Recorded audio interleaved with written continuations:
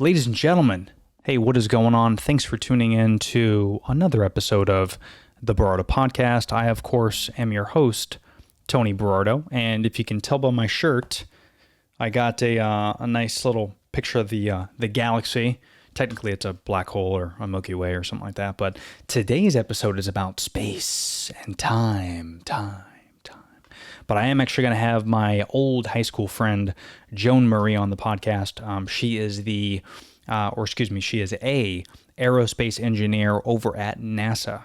Yeah, NASA. Ever heard of it? So I get a chance to talk to her, and it was a lot of fun. I learned a lot personally about space, and just the way she explains things are a lot of fun. And we talk about what NASA's been up to, and their partnership with SpaceX and some other private companies. But it's super exciting, the technology, and it's crazy. And it was super cool to talk about things that are going on currently, but future endeavors that NASA and SpaceX and Virgin and some other partners plan to do, whether it's colonizing the moon or colonizing Mars, or even just recently they found traces of water on the moon. So we talk a little bit about that, and it was just a really fun episode. And I think you guys are really going to kick out of it. Even if you don't know anything about space, you're going to learn a lot on this podcast. It was definitely a lot of fun. But before we get into today's episode, I do want to thank our sponsors over at Rainforest Bowls. So if you guys do not follow me on Instagram, you probably should.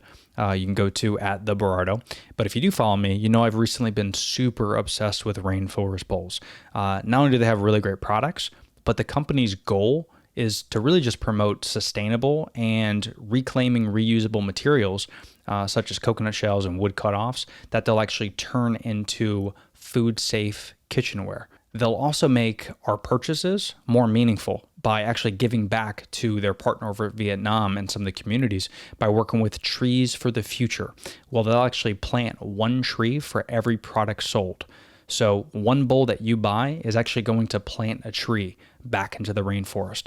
One of their many eco missions is to plant 1 million trees within the next couple years. Year to date, Rainforest Bowls has actually planted over 10,000 trees. Guys, that's a big deal. That's 10,000 more trees than you and I have planted. So definitely give them some kudos. You can visit rainforestbowls.com to read their entire mission. More importantly, take advantage of the fruits of their labor, because the utensils they have is really incredible. Some of my favorite things are the bamboo straws. So instead of using those metal like Yeti straws, that's cool and everything, but these bamboo straws look really, really great. And all their utensils, again, just go to a good cause. You can go to rainforestbowls.com, use the code THEBERARDO at checkout, and you're going to get 20% off your entire purchase. So you can literally order anything you want there, and you get 20% off. Again, rainforestbowls.com, use the code THEBERARDO, and you're going to get 20% off. Thank you, Rainforest Bowls, for all you do, and thank you for all those trees you're planting. Keep keeping on. So, with all that said, let's get into today's fun episode. She is an aerospace engineer over at NASA. Everyone, please help me welcome Joan Marie. You're just funny. It's funny, the way you tell the story and everything. Funny how? Come here, though. Yeah, he's crazy, see? Who are you? We interrupt this program to bring you a special report. Are you ready?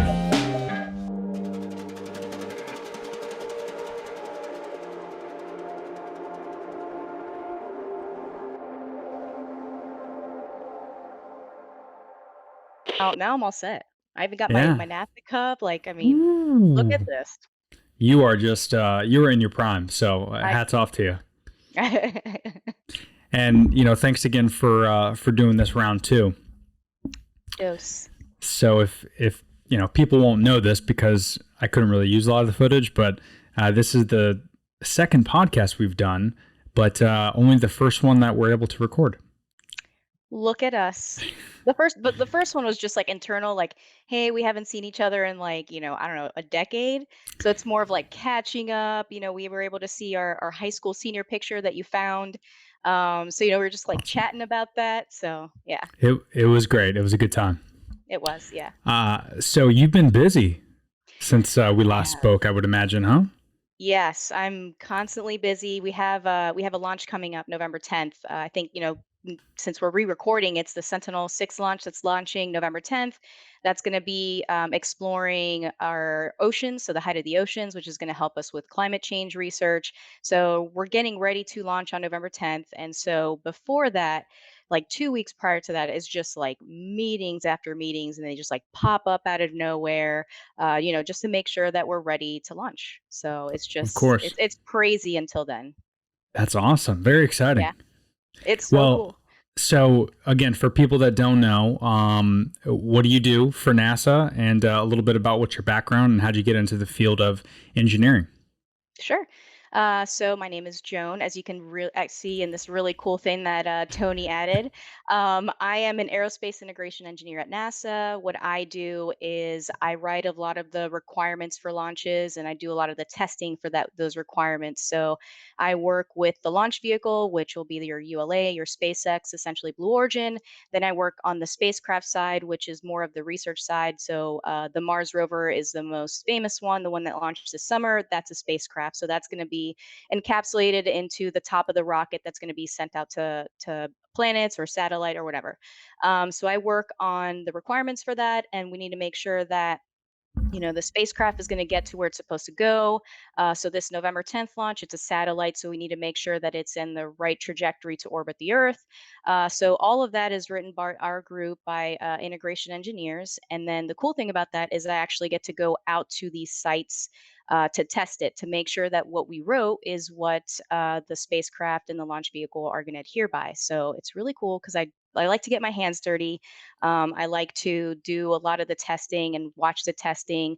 I'm really sad because this past summer I was supposed to go to Spain because we had a contractor out there, but because of this whole COVID thing, Mm. we could not go out. So I'm really sad about that, but eventually I'll go out there. That Let's see. Go ahead. No, I was gonna say so ultimately, I mean, with your background, because you weren't always on this path, right? For NASA, No, what no. got you to working in NASA? And essentially, I think probably, and I don't know a whole lot about the industry, but that's got to be one of the most exciting parts, especially now with all the innovation that's going on with the rockets, and it's got to be a cool field to get into. So what kind of led you Like, into to doing that? it's the place to be right now, because, well, so actually, I want to be a doctor when I was in high school. And throughout high school, I wanted to be a doctor. I wanted to work in the ER because I watched a lot of TV shows, and I'm like, I want to do that. And so I volunteered at the Florida hospital my senior year. It was a really cool program where I could like go to school halftime and then go to the Florida hospital. And I worked at an ER and I saw a crap ton of blood, like stuff that you would just not want to see. Cause, when people go to the ER, it's just like, okay, well, shit's about to Yeah. hit the fan. So you see all of that, like from the weirdest stuff to just like, hey, I have a fever. So it's like a spectrum that I'm just like, I cannot get into this. Like, I cannot handle this. I was always afraid of needles, but I always thought that like maybe I can get over that fear. No, no, I saw No. like way too many needles, like too much blood. Like it was, I immediately after that, I was like, okay, I need to sit down and figure out what I'm going to do next because I cannot do this. Mm. So, I had really good guidance counselors and I was like, I like science, I like math. I was in band, as you know, in high school. So I was like, I like music too. So, I mean, I'm like all over the place. I really don't know what I want to do. So in college, I was able to take a couple classes in science and math. And then I also even took some law classes because I was like, oh, maybe I want to be a lawyer. Because, in college, that's what you experiment. You're like, you want to be whatever Try to you want to figure it out. be. Yeah. Yeah. So freshman, And it, sophomore year, I was trying to figure that out. Um, yeah, but it wasn't until I took some intro to engineering classes, and those classes are a lot of fun because it's you're diving into the engineering field. They give you some projects that you have to work on. I think mine was like a robotics class, and so there's a competition at the end of the semester where you had to like make your robot do all these things. So it was like you had to build the robot, code it, and then it had to like pick up rolls of toilet paper and like place it somewhere else. And it was like supposed to like go over this really steep hill. So all that stuff, it like kind of made you think. And it was like, this is really cool. Like I like this engineering stuff. And yeah, after that, I just started taking more classes in engineering. And I was hooked. Was way that's better what than did it. seeing a lot of blood. Yeah, yeah. Oh yeah, I could imagine. It is kind of weird how things could literally change that quick. I mean, because that happened to me too with the industries I was in, and it's just like it's at one switch. It's either one event or it's one person or someone that plants something in your head, or you see something, or like you did something, and you're like, wait a minute, hold on, that's really interesting. Let me dive more into that, and then it ends up becoming a career. And now look at you, you're in NASA. NASA? I mean, it's crazy to think sometimes. Like, I wake up in the morning, I'm like, I work for NASA? Like, growing up, we lived in Orlando, so we Right. saw the rocket launches and all that stuff. And I always thought that, like, you had to be the smartest person in the room, like 4.0 GPA, valedictorian, like the smartest, like a genius essentially to work for NASA because rockets are hard, And Yeah. so I always thought, like, there's no way I can, work there. I failed classes in college. I didn't know what I wanted to be. So I'm like, already behind.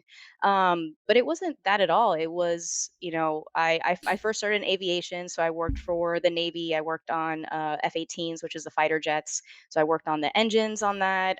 So I got a lot of really good experience on testing and, just engineering in general. And that was And only like NASA, what, 18 months ago, 2 years ago? yeah, it was only like 2 years Yeah, ago.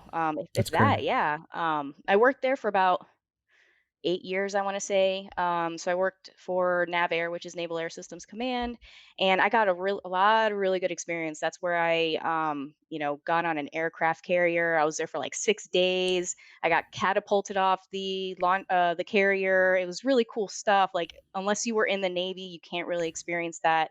A lot of Were they hands-on were they able experience. to? Sorry, were they able to? It intrigues me.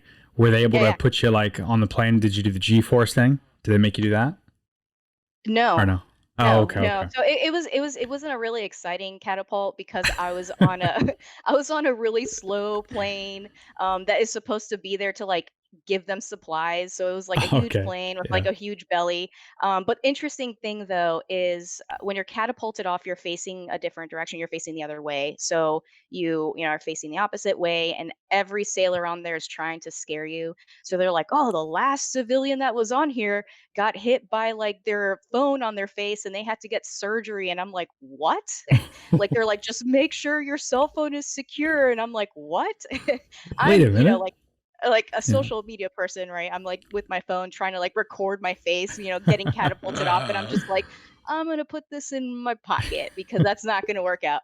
But no, it was like if you go like the Hulk at Universal Studios, like Oh zero to yeah, 60, if you yeah. do that, but, like, you're going backwards, that's what it was. It was, like, 2 seconds of, like, pure joy, and then it was, like, an hour ride back to, the base, and there's, like, 2 windows on this plane, super dark, like, the AC doesn't work, so I'm just like, "Alright, well, I got, 59 minutes and 58 seconds left," so it was fun, but, it was an experience. But, yeah, I That's mean, awesome. I got to do that, F-18s, I got to work on those, the engine. And so a lot of really good experience that I gained. And then it wasn't until I went to NASA last year. So they have these NASA socials.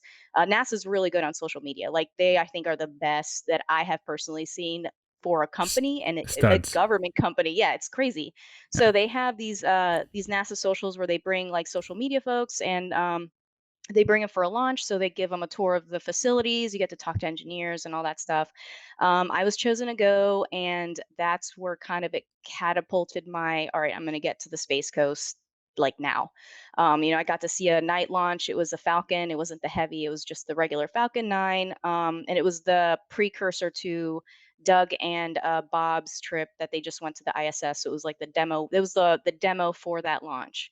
So yeah, And it was for. for people that don't know, Joan, so are these the same shuttles that you see go up that are, or rockets rather, that are non-manned versus the ones that are manned? Is that essentially the Uncrewed. same technology, or Uncrewed. uncrewed? Excuse me. Sorry. Um, Uncrewed. Yeah. yeah.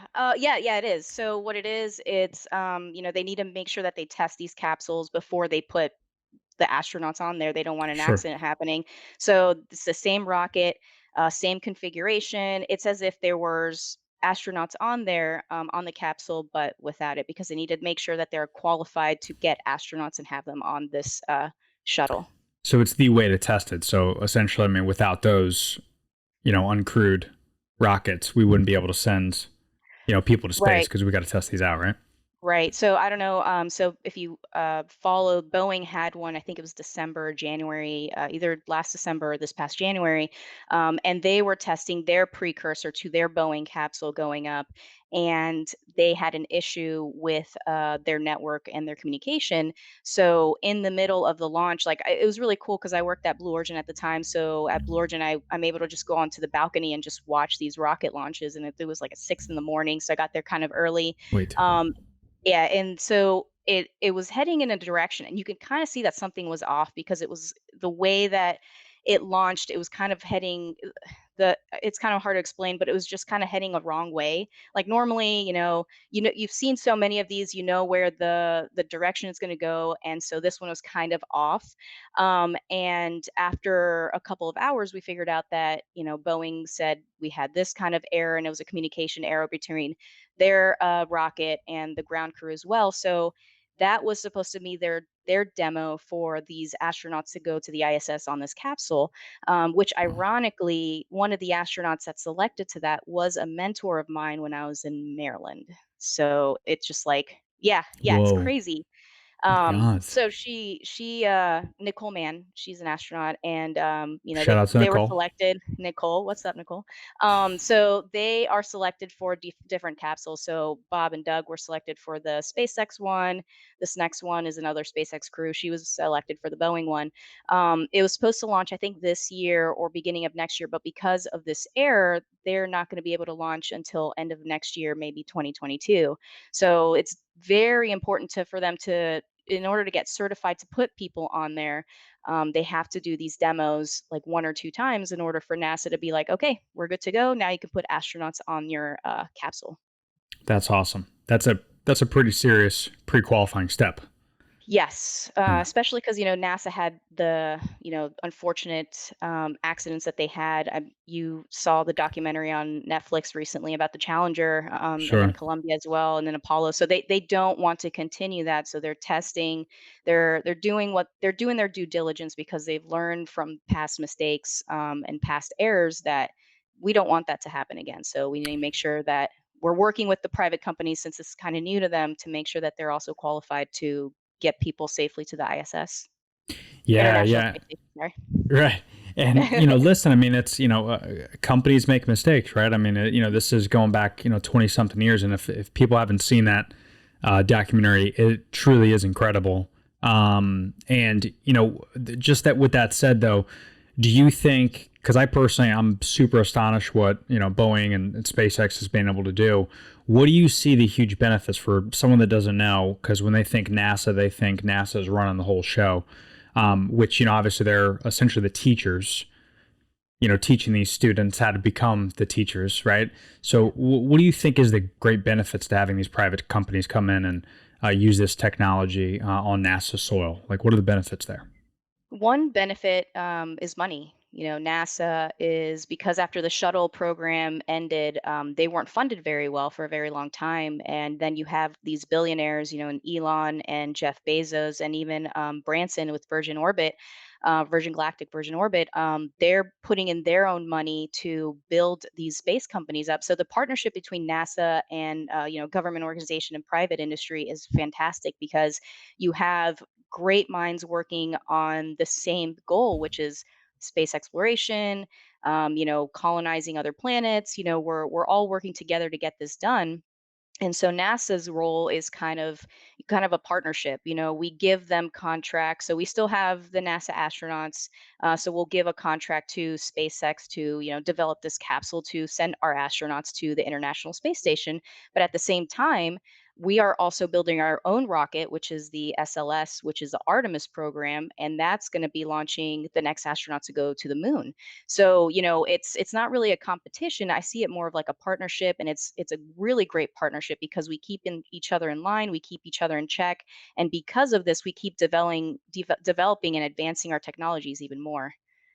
That's huge, and Yeah. it's such a big deal, not just for our country, but for the whole world. Not that and we talked about this the last time we spoke, where it's not like we're searching for a plan B, but I mean, just imagine if, way back in the day, thousands of years ago, folks looked up and and they saw stars and they started thinking, this is where constellations come from, and just that curiosity. Imagine if we just stopped there Yeah. and we didn't learn anything else. Well, essentially, that's what NASA's been able to do is, through over the years, has been able to get our curiosity outside the world, and it's allowed us to learn tons of great stuff, not just about space, but I mean technology we use for the planet as well. No?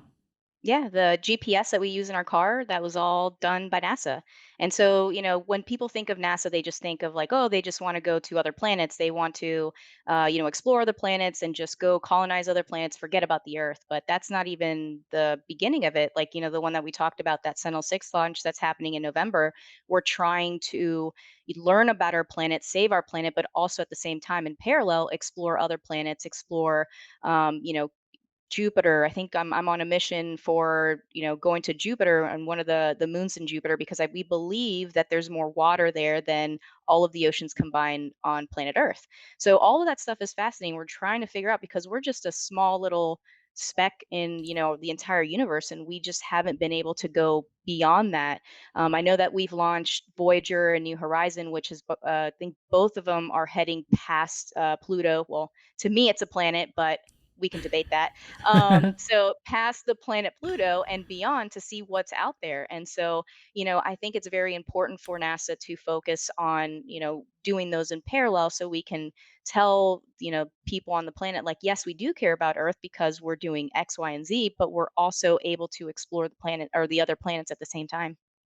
It's so huge and it's so Yeah. exciting, and just I'm sure obviously you can't talk a lot about some of the details of certain things, but there's one thing that I wanted to ask you about because it just came out since last time we spoke, which was, did they find water on the moon?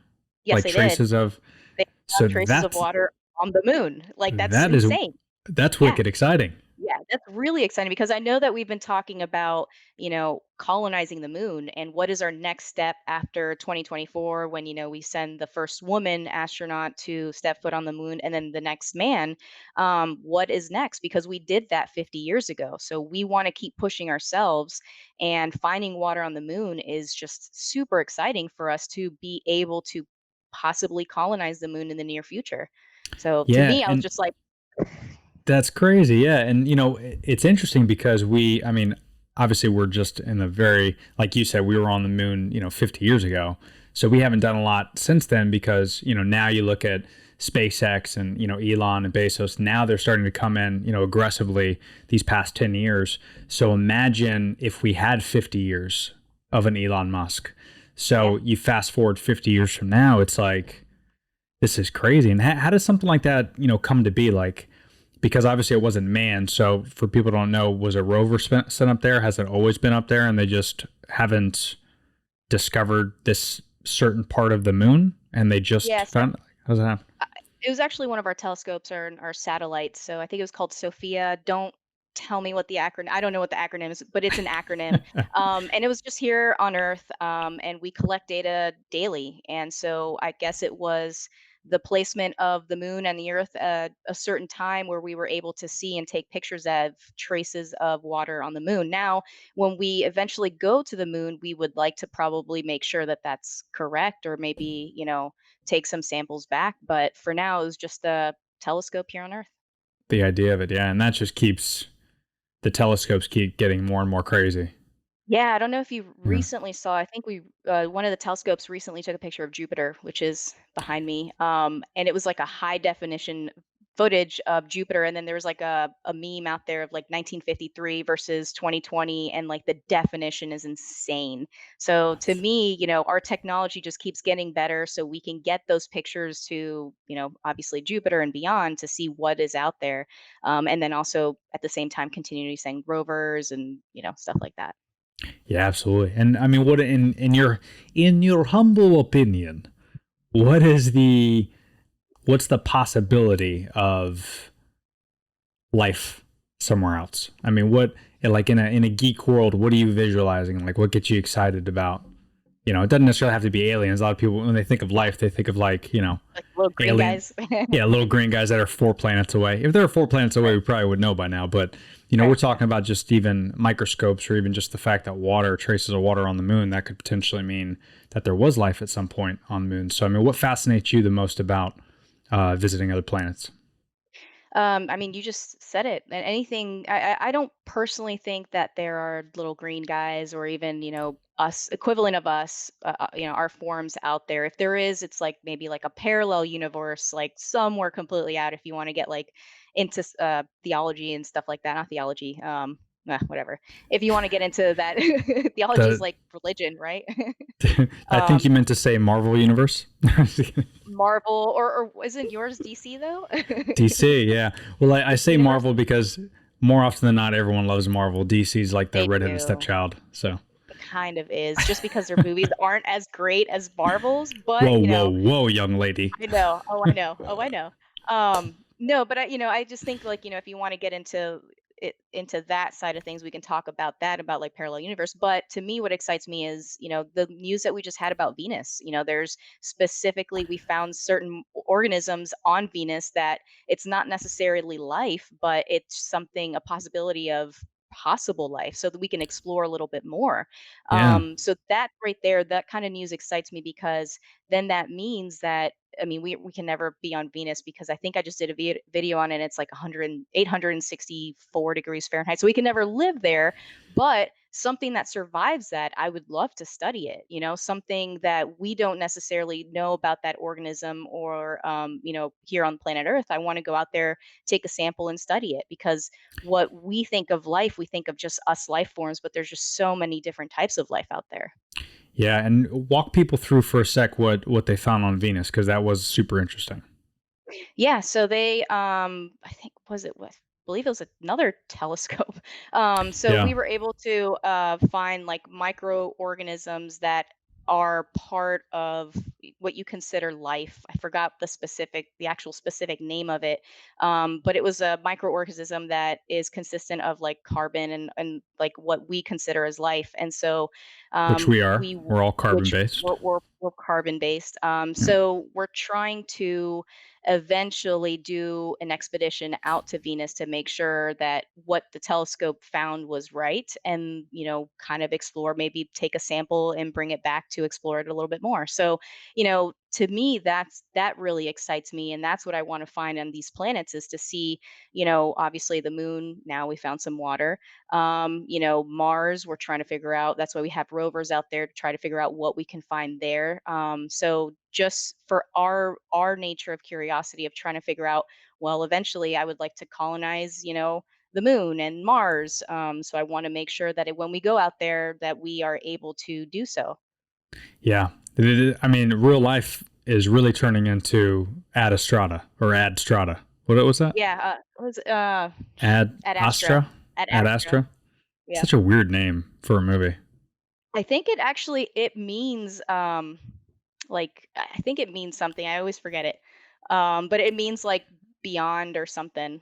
Oh yeah, like Yeah. Beyond or Yeah. Planet or something. Yeah, yeah. But Yeah, yeah. to me, because I just watched that recently, I think like a week before I spoke to you last, mainly because I knew we were going to do this, but also I've always wanted to see it, and I finally convinced the wife to watch it with me, and she was thoroughly disappointed.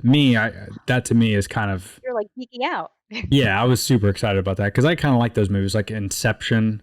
I really liked, even though Yes. it wasn't Yes. space related, but like Interstellar, that to me was incredible. The I want to Martian. see. Yeah, The Martian was really good. So like movies like that really intrigue me because it makes me think, you know, 15, 20, 30, 40 years from now, like this is very possible. And, you know, Mhm. we talked about this last time where some of the science fiction crap that came out in the 70s, you know, engineers like yourself and, you know, physicists and those type of folks, I mean, they end up coming up with ideas based around that philosophy. You know, sometimes Yeah. that just opens up, same thing with books, but obviously movies are much more visual, but that opens up people's brain to be like, wait a minute, you know, and Yeah. it kind of branches off. Was there any movie in particular that you could think of, like one or two movies that maybe are a little bit more realistic in your opinion, or that are completely outrageously stupid? Like I heard Gravity was good, but then there was certain aspects of it where I was like, that would never happen in space. Yeah, yeah. So gravity is fantastic. I mean, the visualization of gravity is insane, but there Great. were some parts that were just questionable. But before I start that, Ad Astra is to the stars, Latin for to the Ooh, stars. Um, nice. That sounds so that sounds incredible. Yeah. I know. I was like, I can't believe I don't remember this, and it just like popped. So to me, The Martian is one of my favorite movies because it's really realistic. I mean, um, the little things that they built, the civilization or little pods that they built on Mars. It's really realistic because a lot of the stuff that they're doing up there. So like the food, I don't know if you can hear that, but there's like they're cutting our grass. Horrible time. Oh no. No, Okay, no, sweet. that new mic is on point. Good call. It's on point, sweet, okay. So, him making food on the planet, that's something that we're currently doing at NASA at our food lab, and so a lot of the stuff that you see in that movie, was taken from NASA and was taken from, a lot of our engineers that are doing that were consulted for that movie. Oh, So cool. The Martian is very realistic. The other one is, shoot, the Ad Astra movie. So to me, the colonization of the moon and like how, there's no dark side of the moon, first of all, but there is, just being able to get to the moon and then going to wherever he went. I completely forgot after that, but just the point of like that space travel that's going to become tourist is pretty close to where we're going to be very soon with Blue Origin's Wow. speeding up with their new Shepard. Then you have Virgin Galactic. SpaceX is eventually going to also be in the tourism. They're going to be taking tourists to the International Space Station and eventually the moon. They eventually want to do Mars, but that's going to be a little bit far out, but it's not too far out. Um, So when you say eh, close, not to interrupt you because I'm geeking out, which yeah, is good. But when you say close, from like maybe just tourists launching from Cape Canaveral, making this like an American Airlines Delta situation, like what do you really envision after the trial and error is done? Like, what are you thinking? 20 years, 30 years, no, 100 years? What do I'm you think? thinking less than 5 years. So What? we're gonna be able. Well, okay, so for like really, really rich people, right? So Of like course. for when eventually we get to the American airline prices, it's gonna be like 20 years down the road. But Still. but still, in our lifetime, we're gonna be able to go up, especially above the Kármán line, which is that like imaginary boundary between Earth's atmosphere and like space. So that's when you go above the Kármán line, you get to see the curvature of the Earth, you get to see the stars, and then come down. There's several companies that are going to be biting for that. So there's Blue Origin's New Shepard. They're very close. They just launched 2-3 weeks ago another. I think it's the Texas site. They just launched another one successfully with the same booster. I think the booster, which is where the engines are, which goes up to a certain level and then comes back and lands on the launch pad. I think it was the ninth time that they've done it. So it's a lot of the technologies that they test is reusability to make sure that the cost goes down, and then also to make sure that that capsule lands safely. So I worked at Blue Origin, so I know that one very well. You have Virgin Galactic that has their space shuttle that's going to be going. I think they're going to be launching sometime next year. I'm not sure if it's going to actually have people in it, but they're going to be testing it. There's another company that wants to do kind of like a balloon capsule. So it's like a balloon that's going to be going up to space, orbiting for like an Hmm. hour or two, and it's going to have like a bar, a bathroom. Like it's going to Whoa. be like insane. And then you come safely down like really slow, but you're not going to be experiencing that like launching from a launch pad. It's just going to be like, okay, we're going to light this up. We're going to go up for it's going to take like 2 hours, go up there for like an hour, and then come down. So, it's in the next 5 years, I see humans going to space in a tourism company, whether it's Blue Origin or Virgin Galactic, very That is soon. that is wicked crazy.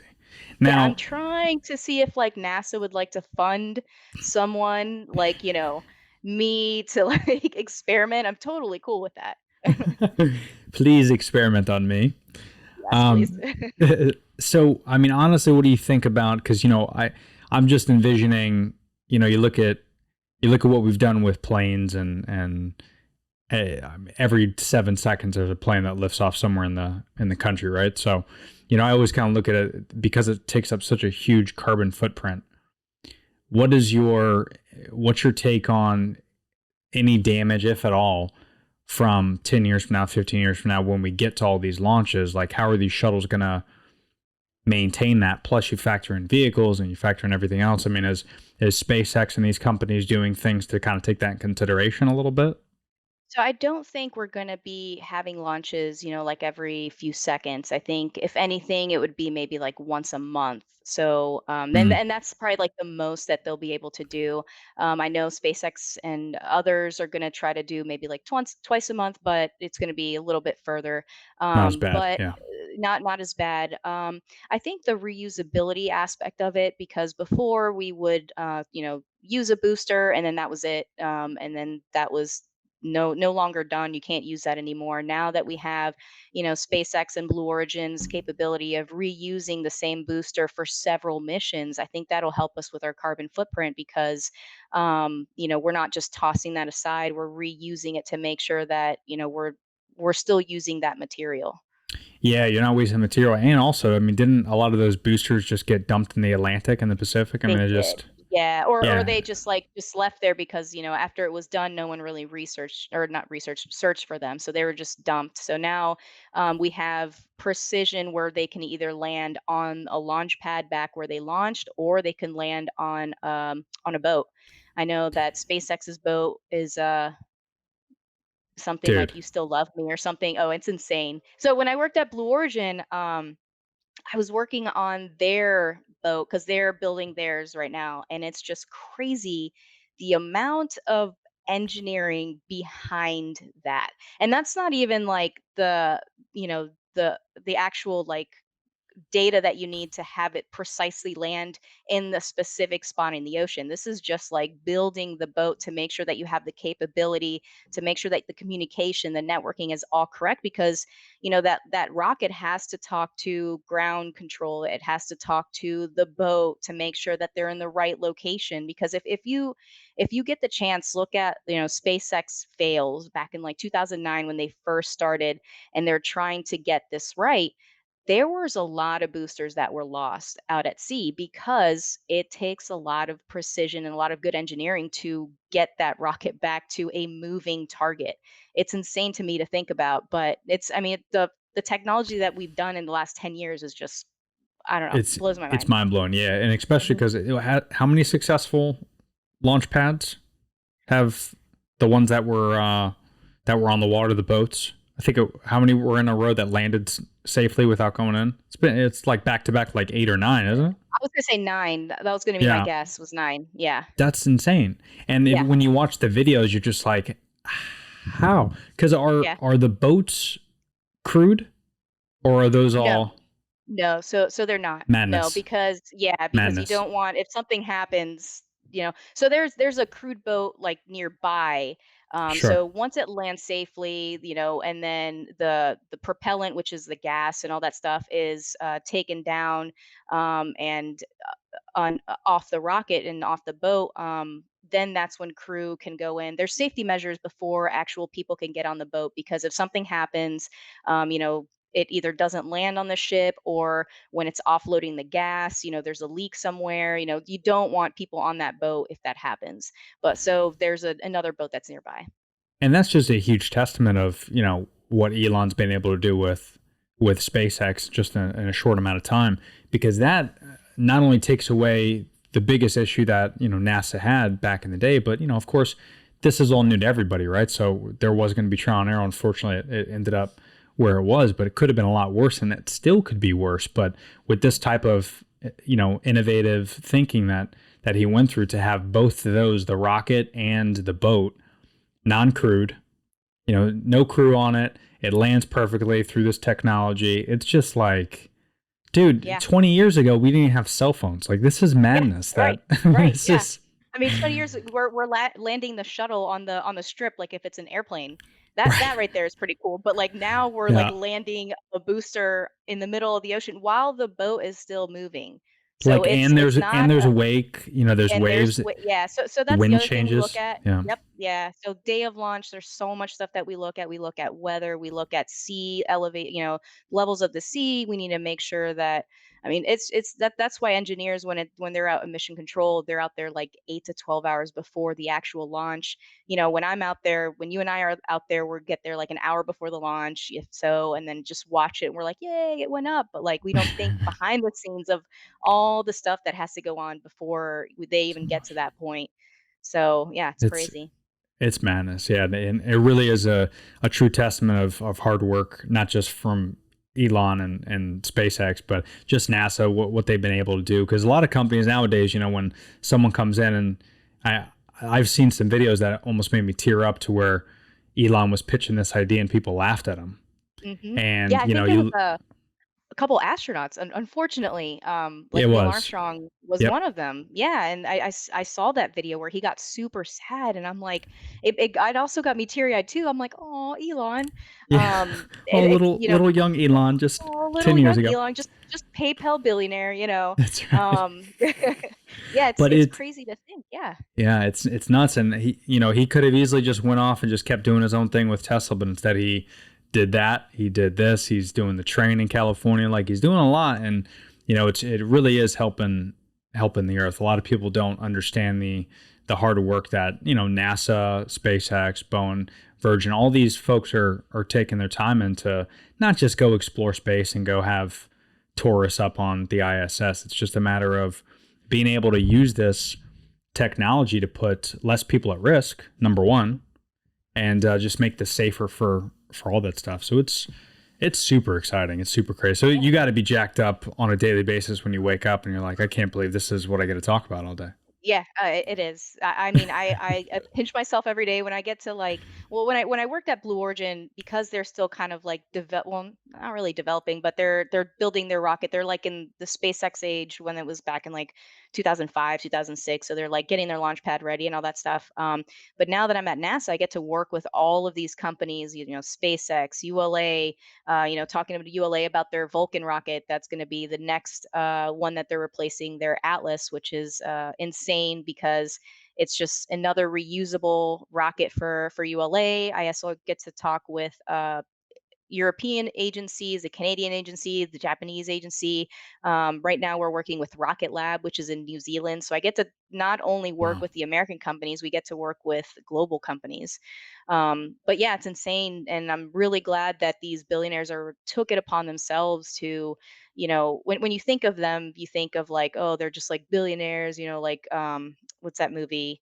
Uh, dang it, Austin Powers, like they're like, it's going to be evil, I'm just going to explore the universe, and but they really truly care about space and space exploration. So like Jeff Bezos, he wants to develop these O'Neill cylinders, which was a physicist from back in like the 70s wrote a book about these cylinders, which is like civilization cylinders that would be orbiting our planet to help with population decrease, to make sure that if there is an issue with the population on the planet, that we can have these civilizations orbiting the Earth to give other people opportunity to not only live in space but also help with the population here on the planet. And Wow. that's one of Jeff Bezos's really big projects, and that's something that Blue Origin is currently working on, is the feasibility of building these colonizations, which are way bigger than the International Space Station. I think to scale, I mean, it was like they showed a picture of this civilization and then like a super small dot at the bottom of it, and that was the International Space Station. So it's Wow. crazy to think that these are things that we may be able to see in our lifetime, if not in the next couple of lifetimes, that we are going to be moving to, helping our planet with these civilizations orbiting the Earth. So. Yeah, and a lot of people don't understand that. I mean, it sounds kind of crappy to say this, but if we're at the point of no return where we can't save the Earth, which you know you got to believe in climate change. That's a totally different podcast, of course, but there's so many scientists and studies that say that the Earth is constantly warming, global warming, however you want to call it. And there are changes, and there's always going to be changes, right? It's just a matter of humans. Are we adding to that change? Are we lowering the Right. lifespan of Earth? Because I come from, I work at Monster Energy, right? So I've been in the beverage industry for 15 something years. So for me, even when it comes to food, drinks, everything has a shelf life to me.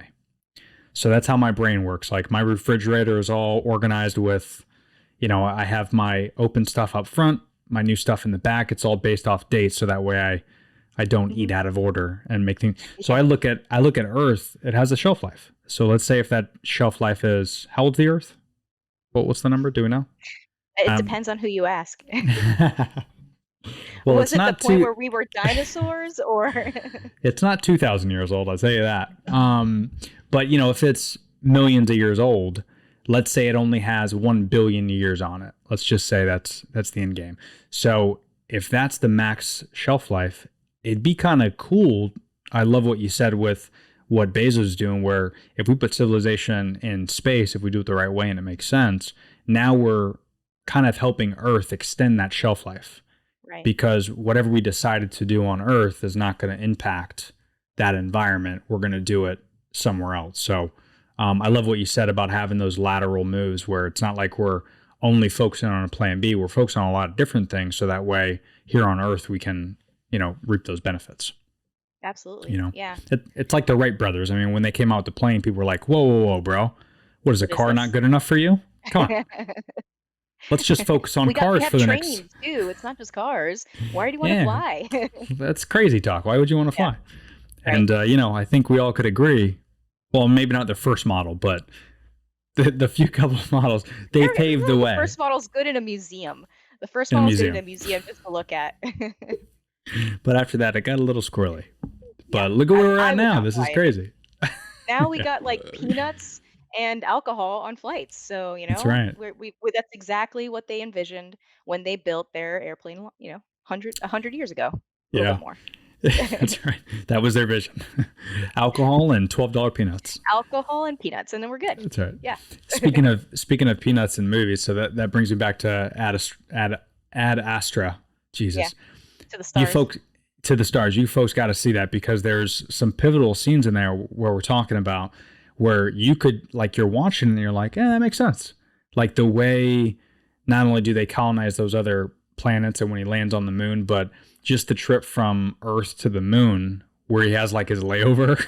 Yeah. And he has like an airplane ticket or something. It was just like, okay, right. we paid it. And I think in the movie, wasn't it like 50, or it was like a good amount of money? Because in the movie, someone paid for his like flight to, his destination. But yeah, there was like that transaction of like, okay, here's your seat. And it's like, in the near future, that's going to be us. There's going to be, space attendants, I guess, in these capsules, taking people to their seats to make sure, like, hey, do you have your peanuts? That hot air balloon one is going to be like, do you want alcohol? It's just crazy to think about that. Yeah. That hot air balloon one's kind of wild, though. It's super interesting. Have you ever been on a hot air balloon? I have not, no. So I haven't either. What terrifies me the most, I would want some skydiving training. And I would want to wear like a parachute. In case something happens, I want to know that I could hop out and just press in, we're good to go. Yeah. I mean, because if that thing pops, I mean, you're toast. I mean, what do you got? You're in a picnic basket, just hurtling towards Earth. Right. Well, hopefully this one that's going to space is going to have a little bit more contingency than just like, it pops and you're screwed. And it's wicker. But no, and it's so I had a couple friends who went on a hot air balloon ride, and something went wrong, and they were like going down at such an angle. They were just like, okay, well, this is it. This is my life. Yeah, so they like the person who was I guess the hot air balloon attendant or whatever was like, brace yourselves, and they were like crouching inside this basket for impact. So that's why I haven't really raced to like get on a hot air balloon, just because I'm just like I'm good. For good reason. Yeah. I'm good. After hearing that story, I'm good. No. But then I will jump off a plane because I've skydived before, and then I will go to space. So it's kind of like you have to pick your battles, and I don't think I want to. I'd rather die like in space versus like a picnic basket. So it's just like you need to like pick your priorities. Yeah, and I feel like that's one of those funky things. Obviously, your friends survived. Yeah, they leveled out to tell the tale. Okay. I was like, I'm gonna say something probably insensitive, but I want to make sure they survived first. But I'm like, that to me, I feel like if something did go horribly wrong, like depending on how fast you're going at a certain time, you might survive that. Like it's Yeah. like people have survived skydiving, but to me, Yes. space doesn't really terrify me that much because if something happens in space, it's going to happen so quick. You're not even gonna, No. like No. if there's air pressure issues and you open up that hatch and that You're you wouldn't done. even be You're able to done. think. Yeah, No. you're done. No.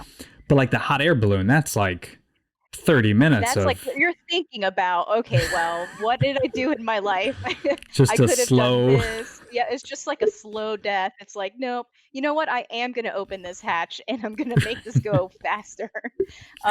Yeah, It's like a it would just be crazy. it's like a leaf falling off a Yeah, tree. like the Forrest Gump, like I just think of that like song. Do do do do do.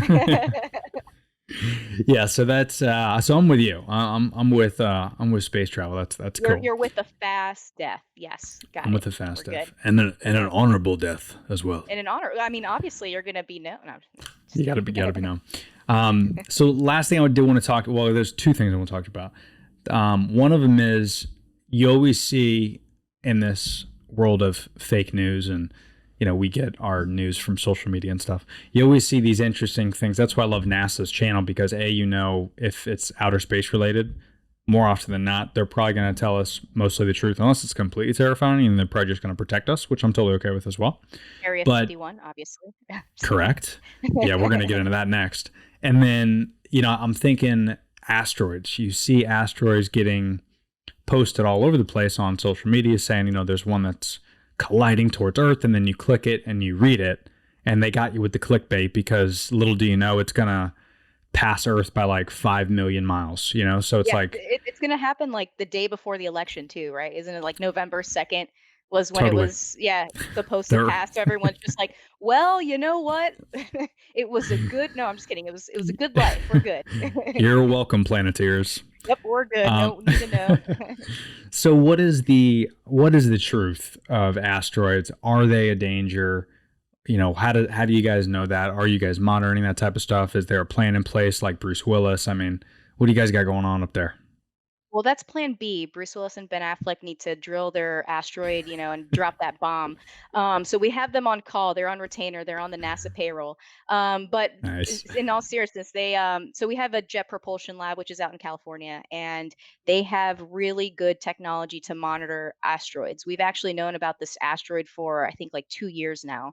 And, we knew that it was going to come near the planet, but we knew that it was far enough that it wasn't going to hit it.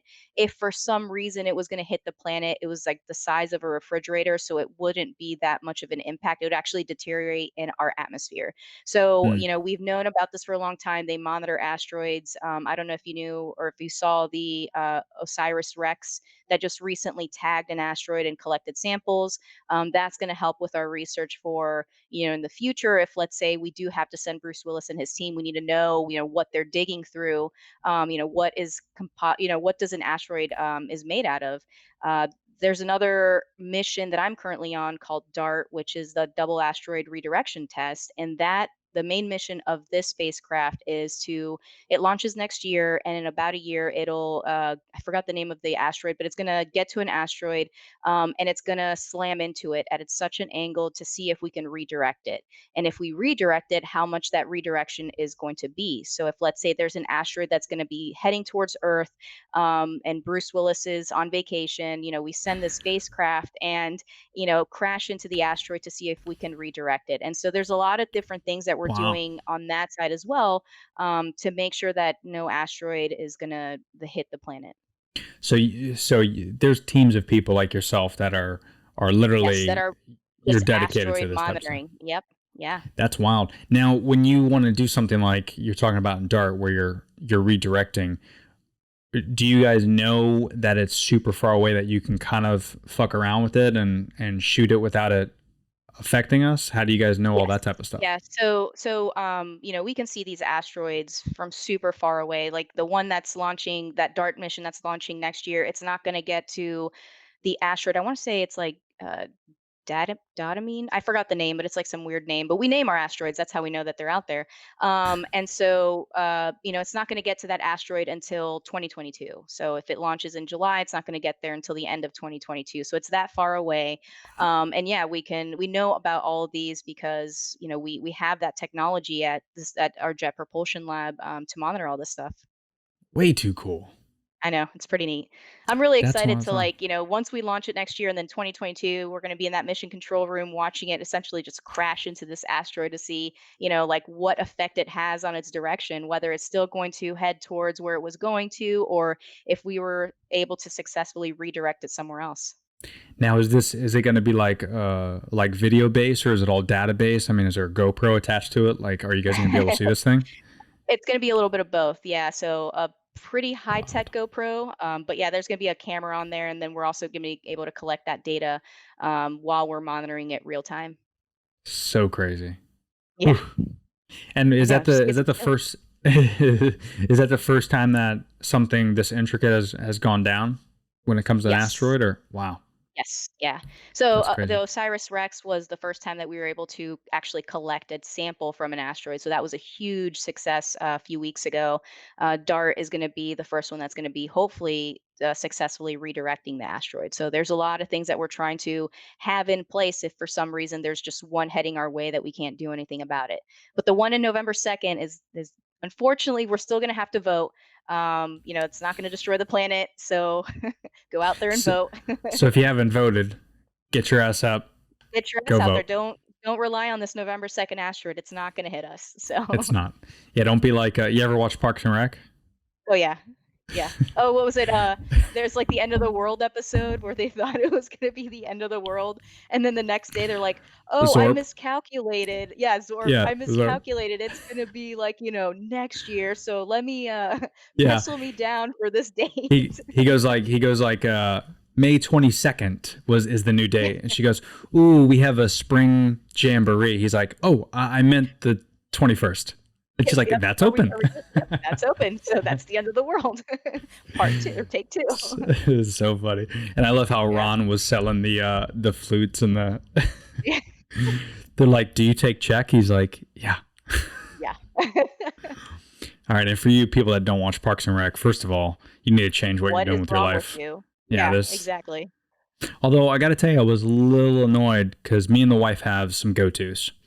So we're about to shift this conversation pretty far the other way. But we have go-tos. Like you got Parks and Rec, Avi. You got The Office, naturally. Avi. Yeah. New Girl, which was her favorite, is now my new favorite. Yeah, you Great, girl's awesome. great show. And Yeah. then I don't know, a handful of others. But I was super pissed. Well, of course, Friends. That's why I got HBO Max so I can watch them. But I was super pissed that Parks and Rec got booted and scooted from Netflix. They're over on It's no no, longer on Netflix? as of last month they got because What? NBC launched their streaming thing Oh, the Peacock. the Peacock thing. That's bullshit So they took because it. The Office is being taken out in January. Yep. And that's Hmm. like my real go-to. Like, like you said, like if I'm doing something and I just want to turn my brain off, I like to have that in the background and like I know the episode. I was like, oh yeah, I'll name this one with just like 2 seconds of them saying something. But Yeah. dang, that's really disappointing. I love Hmm. Parks and Rec. Damn. Yeah, I'm envisioning so we always have these like companies like Bright House, Spectrum, all these folks, these big internet companies and cable companies. So I'm envisioning like more of those companies and then no cable because it seems like not just HBO and Netflix and Amazon, but it seems like every single cable network now is come out with these new streaming services. Yeah. Like I dropped my cable a year ago. I haven't had cable in a year. I only do internet, and I just can't imagine why anybody would want cable anymore. Like, what's I still have cable. like? Do you watch it though? So okay, Like in the I background, have maybe, but cable because I love sports, and now that these companies are now like Hulu has live sports and all that stuff, sure.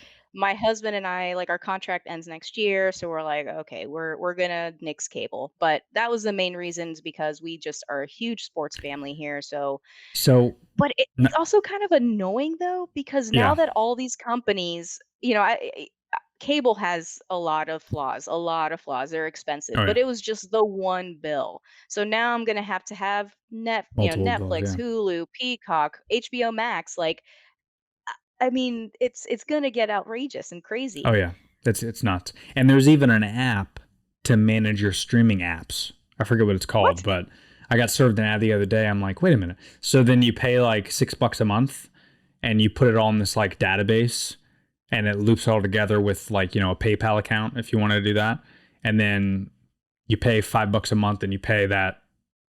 It pays all your services for you, so you Oh, don't have so to do you pay anything. five, so like they manage your bill. Right, but All just right. for streaming services. Right, It's right, for like, streaming. what is the world coming to? I This don't is understand madness. this. Like And I would just like set my, automatic payment. Okay, this date, this date. I don't need to pay you $5 to like it's send this for me. it's getting too complicated. And in It is. fact, Yeah. this is another reason why we want to get the hell off this earth and go Yeah, travel space. But obviously.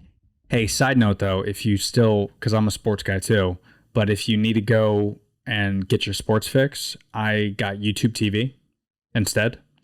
And YouTube TV essentially is cable. It's like $40 a month, and it includes Red Zone, which if you're big into Really? football, it Okay. has your Red Zone. But that way, it's YouTube TV, and you can watch it on your phone. You can watch it if you have a smart TV. You can download the app on your smart TV. But yeah, so now I do that. Yeah, we definitely It's need all good. to. We're gonna be a cable-free family next year when this is over. Nice. So Poor cable yeah. companies. Oof. I I mean, is it poor though? They've overcharged us for like I don't know how long now. Yeah, they had a good I run. think if I had cable, I think I watched like maybe 10 channels at most. And it's like Yeah. channels that I remember too. So it's like all these other like filler channels, like, you know, I don't want to name them, but but Well, yeah. what's funny is if they were smart, especially now like us, millennials, because I guess we're technically millennials, but Gen Zs and all these folks don't really care about it. But for me, you could convince me to get cable again if you brought back legit old school MTV, Nick at Night, Nickelodeon. Nick. What's that show? Yeah, it was Nick at Night, right? Yeah. It was like the nighttime shows. Yeah, Nick Yeah. at Night Night. and You night. bring back, yeah, you bring back all those old school shows. Like I'm down with that. But I think Hulu has Rugrats. Because I no, I started have watching Hulu. that. I didn't Yeah, look at that. Hulu has Oh, Rugrats. I think they have Hey Arnold too. If you're looking for like yes, old school like Nickelodeon, I think they have Hey Arnold, but they definitely have Rugrats because I started watching first couple episodes of Rugrats and it was just that's like awesome, nostalgia hit me in the face.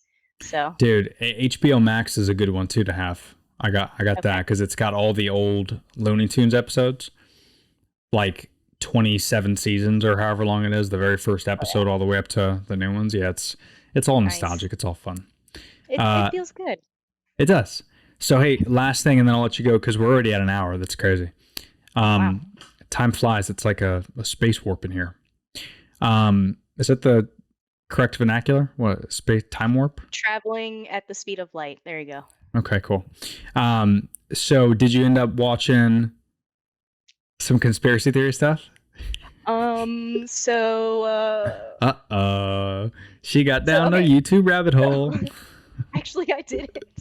Oh, you Because didn't good. okay. No, I didn't. So, Unsolved Mysteries came out, like season 2 on Netflix, and I have just been all over that this past couple of days. So I Um, I cannot convince the wife to watch it. so I good. th- I think the UFO one kind of freaks her out, but can you walk me through the exciting part about that show? So I am an old lady. Like I think I really am an old lady inside. I really love to watch these like murder mystery shows of like, Yes. like the Golden State Killer. I think Hulu has like this entire section on like crime. Epic. So Unsolved Mysteries is just like these deaths that just either have been unsolved for like 20, 30 years and it's not really like paranormal. I think there was just like one UFO one, but it's Hmm. they think it was UFO. But all the other ones it was just tragic of like, this person died by this either a family member or just like a murderer, and they haven't been able to find it. And then, so the end of the episode is kind of like, if you've seen this person or if you know the whereabouts of this person, please contact us. It's actually pretty Wicked. crazy because it's been like revived and there's 2 seasons already. There's been like 2 or 3 cases where people have just been like flooding the lines of like, oh, I've seen this person. So, it's like a That's way to cool. hopefully catch, people who have done really bad things. So I'm totally into that. I'm Yeah. like that grandma that like drinks, like hot chocolate or coffee and, like watches these like, I'm prepared hopefully for if something like that like ever happens, hopefully. But yeah. At least we know that the tech is out there to where there'll be a show and Yeah, someone could yeah, yeah. track you down. Because Exactly. It's not their that's an old show, Unsolved Mysteries. It is, yeah, so People they've don't know. never Yeah, just, that's like yeah, yeah. I don't think I watched it, like, the original, so at first I They're thought not that I good. think I was like your wife, and I was like, "I'm not watching this because it's, like, UFO stuff," and I'm like, "I don't wanna watch, like, stuff about, like, aliens," but, after I watched, like, the first couple episodes, it's more of, like, like, murders happen, and it's like, "We need to catch these really bad people, they're out there, help us," so it's a Yeah. really good show, and I'm really into that, and that's why I did not do my homework and watch these, like, alien conspiracy theories about Area 51, but that's next on my list.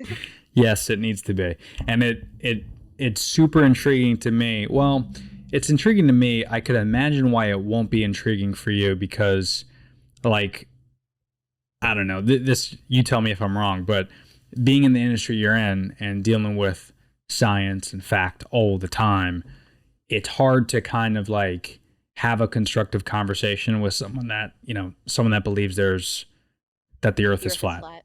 Yeah, Hey, Jinx poke you in the yeah. coke. Jinx, oh So man. is that pretty accurate to where you're just surrounded by smart people all the time? It's like it's hard to you don't want to because you only have a certain bandwidth, right? Like your computer, your CPU, your brain CPU can only hold 5 GB or whatever, right? You don't want Right. to load it up with bullshit all the time. You're surrounded by smart folks all the time. You want to be up to par on smart stuff, not conspiracy theories, right? Is that true? Or? Yeah, yeah. I mean, with the whole flat earther things, I get them a lot on TikTok because I make science videos, and a lot of them revolves around, like the Earth and how it's round, and we're going to space. You always get those And comments. facts? Yeah, and actual fact, scientific fact. But like it's crazy to think that like even with all the technology that we have, all of the like pictures that we have out there that people are still going down this rabbit hole, especially that the earth is flat, and that we didn't land on the moon, that it was all just like a production. So, I don't see them as like they're like dumb and stuff. It's just maybe they're going down these like because the internet is just like a cesspool of just like so much stuff and it's not verifiable. I mean, Facebook, you can go into Facebook and like someone posts something and like dude, it's simple Google search. A Google search will be like that's incorrect. Even Facebook now is like just like okay, your statement is false. We're going to have this disclaimer down here. So, It's crazy. it's there's a way, there are a lot of people can get down that rabbit hole and that's why I try to like I come at them with like, hey, why do you think this way? What sources do you have? Let's have a conversation instead of just like straight up going up to them and be like, you're wrong. This is why you're wrong. It's more of like, let's have a Totally. conversation. Let's see like what, where you went wrong. And then we can talk about it. And then you find out they got dropped in their head when they were 10. It's like, oh, it makes And total it's like, sense "Oh, now. okay, it makes a lot of sense now. Yeah, yeah, okay, fine. Yeah. Keep thinking what you want." But yeah, I think it's always fun to go down these conspiracy theories and just, for my knowledge and just to see like how the education system has either failed them or how, I can help in some way, but I sometimes go down conspiracy theory holes all the time and I have to like Yeah. get out there, like I'm like, okay, this is I think we talked about this last time, but like that social dilemma movie, where like, Mm, you click on an article and it's like, found life on Venus. And then like 3 hours later, you're like, there's a green alien on Venus. So it's just like these things just keep getting fed to you. So it's really easy to go down this hole. So, I get totally. it. Is there one theory in particular that like calls out to you aside from like flat Earth? Is there something that either intrigues you or you think it's funny that? Just So knowledge that so you know. the moon landing thing is just hilarious to me because, they're just like, "Yeah, it was a production made in Hollywood," and it's there's videos out there where people are, like, dissecting everything where they're like, "Well, there's no air on the moon, there's no air in space, so why is the flag looks like it's, waving in the wind?" And it's like, "Well, because it was constructed that way, and then when they put it down it's a waved flag, so it looks like it's waving in the wind." So a lot of these things, it's like verifiable, and it's like these people really go in depth. And if you go on like TikTok too, TikTok, there's a lot of conspiracists on there. It's Oh, not really? just about like, oh yeah, there's not just about like dancing and lip syncing and stuff. Like there's a conspiracy side of TikTok specifically on space, and it's like I love watching those videos and just like commenting on them. And I'm like, hey, let's have a conversation because I think you're going down the wrong path. Like, let me save you. So it's a lot of That's fun. that is crazy. The fact that people don't think, and again, I look at it very very similar to you, but I'm also, even if I believe that something is, and I know for sure something's true, to me I'm just imaginative to where I don't want it to be true. Like I don't want it. So it's more exciting if we didn't go to the moon, right? Like it's more exciting if the Earth is flat because it's something that we, again, we're always like, we're human, so we're always curious, which that's what's weird to me about conspiracy theories, because there's so much more to be curious about. Like for people that believe that flat is, or the Earth is flat, just because it's round, because it is, and it's, sphere looking shape. I don't know. You probably know the technical term, but just because it's that, okay, that's exciting. We know that, but there's so much more to dissect around Earth and space and all. So you don't need to focus on the Curvature. on Yeah. the curvature. There's so much more. Yeah. So I think that's what conspiracy theories are all about, is piquing more curiosity. But like going back to the moon, okay, so even if that was the case, people always look at that as a reason, because then it's doubting somebody, it's telling someone you're wrong, and they like that negative push. Yeah. Yeah. Because conspiracy theory wouldn't be fun if it was just a theory. It's a conspiracy theory. The conspiracy is the fun part. That's why people are so like gravitated towards that. And I can't, that's kind of what also I'm a little bit more gravitated, but the Earth is flat and the moon thing, that's just outrageous and stupid because science behind it. But like I'm more like things that we don't know about. Like, we were talking about the last one. This is what I was telling you. I'm going to tell you again so you can go research it on YouTube. I know. But where there's a lot of studies, and I use the word loosely, don't fact check me, but there's a lot of studies out there Has that it been say, peer reviewed?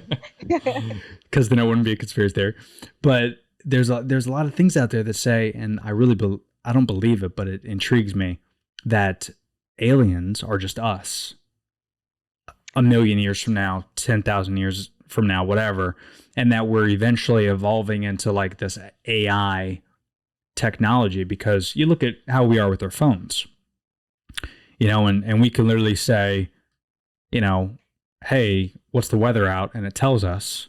And imagine 20 years ago, we weren't even able to have these. We had the flip phones. We had the flip phones. So fast forward another 20 years, now even just in other countries, they're doing chip implants where, you got Elon Musk working on Neuralink, which is super crazy, and that's 5 years away. So imagine another 20 years, another 50 years, we might be completely integrated into this technology. And then eventually, you got companies that are working on, sex robots. Like we might not, have intercourse in 100 years from now. So that's why there's all these theories that are saying, I think I saw that on Vice News, I think. yeah, where it's like all these interesting theories where, aliens have no genitalia from all these pictures. So it's like us a million years from now, but we're traveling back into time to study ourselves and either warn ourselves or study these beings because, we're kind of integrated into these. So that to me, like, gets me super jazzed up because I'm like, I'm never going to live to see if this is true, but it tickles me a little bit that I like a lot more than like, aliens coming from NC-18 planet coming to take over the Earth. It's like, Yeah.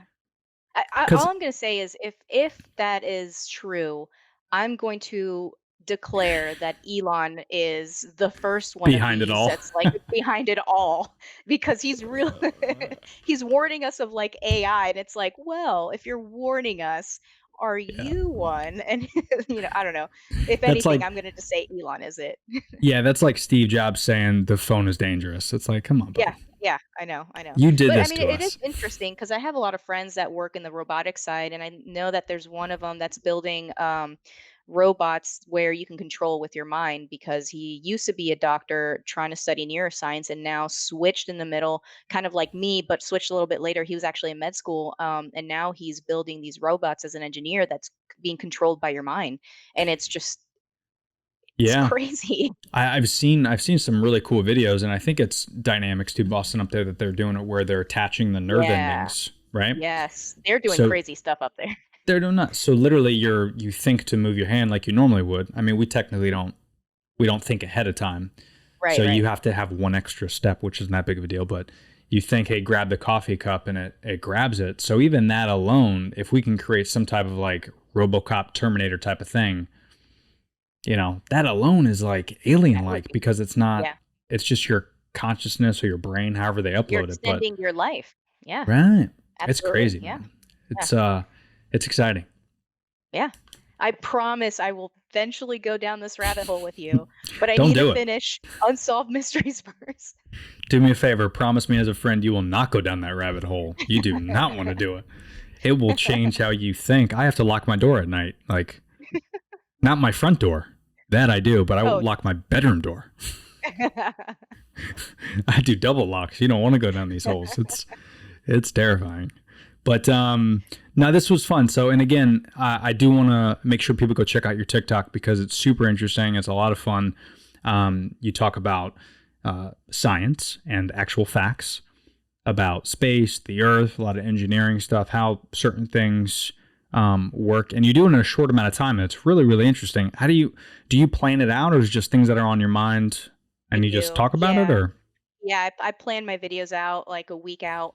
You have to because I was in the creative learning fund for TikTok, which they're trying to change their platform and try to get more people to go and get involved and get some educational content instead of just like the dancing and the typical TikTok stuff. They're trying to love it? bring in and trying to open it up a little bit more. So they found a few creators out there and we're trying to change that game, but we have to do it in less than 15 seconds. And so, because that's the niche of TikTok is like you have a Yeah. short, attention span. You're just like scroll up, scroll down, next video in the next couple seconds. So we need to make sure that we engage in less than 15 seconds. So imagine trying to teach like science and space and all that stuff. So I definitely have to plan my videos out because I need to make sure that the information I give is accurate and fast enough and that I'm not just like blurting stuff out like so fast that people don't understand the video. So it takes some creative thinking to see how you can fit all that in 15 seconds, definitely.